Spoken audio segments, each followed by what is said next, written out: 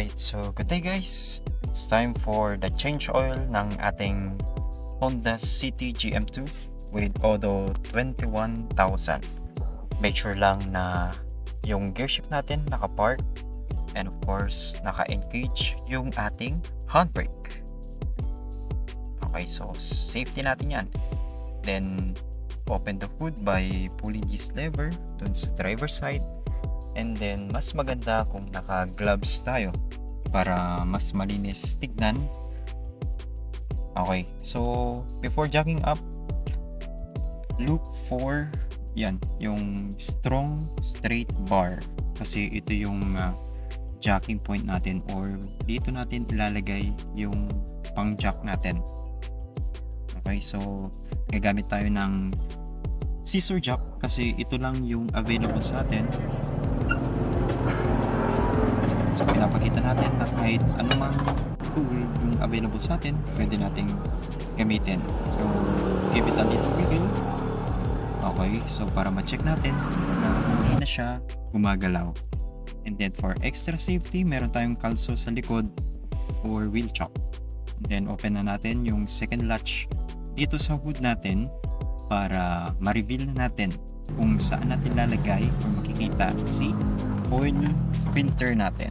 And then yung orange na nakikita dyan, that's our dipstick. And then yun yung oil filter natin, which is kulay blue. So DIY oil pan natin yan kasi wala tayong makita na medyo mababa or malaki. And then before draining the bolt, tatanggalin din natin yung oil cap para at least man lang mas mabilis yung pag-drain ng oil natin. Yan, para pasukan ng air, mas mabilis na ma-drain. Okay? And then, din natin sa baba. Hindi tayo magkakamali dito kasi nandyan yung ating oil filter. Meron din tayong engine oil na sinasabi dyan at mayroong arrow kung saan tinuturo yung ating drain bolt. So gamit tayo ng 17mm. Mas maganda kung ratchet para mas madali nating tanggalin. So as we loosen the bolt, ilagay na natin sa baba yung ating pansalo ng oil. Tapos dahan-dahan na tanggalin yung drain bolt. Iyon, sakto. Alright.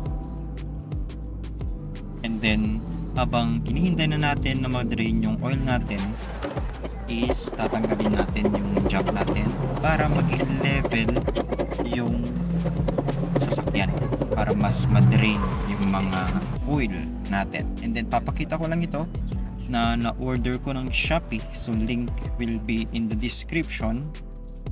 So set na to, meron na siyang oil na 4 liters, meron na ring oil filter with bagong crash washer na ilalagay natin sa drain bolt natin. Iyan. So Honda genuine engine oil. And then papakita ko dito yung old na packaging or old na oil.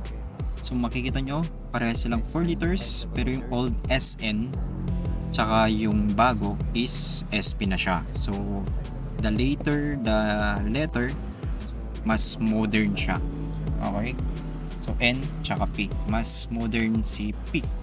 And then kung titignan natin yung bagong packaging ng oil natin, meron na tayong sight level para makita na natin kung ilan yung matitira or ilan yung nailagay.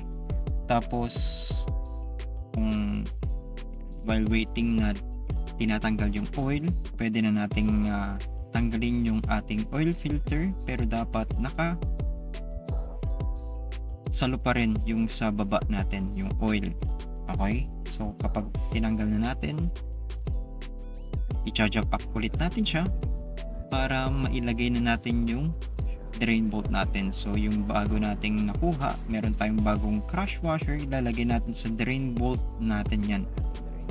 Okay, so make sure lang na malinis na yung drain bolt natin tsaka dun sa ating paglalagyan ng ating drain bolt. So pwede gumamit ng basahan na hindi marumi or paper towel na lang. Tapos lagyan na natin siya. And then yung paghigpit natin dito, hindi natin dapat i-over tighten, baka masira yung oil sump natin kasi hindi naman siya gagalaw, hindi naman siya mababibratean. Tapos ganun din yung gagawin natin dun sa ating oil filter. Okay, lilinisan din natin yan para kapag i-check natin mamaya kung merong leakage, mas alam na natin yan. So dito 3.5 liters yung ilalagay natin, kaya mag-iiwan tayo dito ng 500 ml. So i-prep na rin natin yung ating oil filter.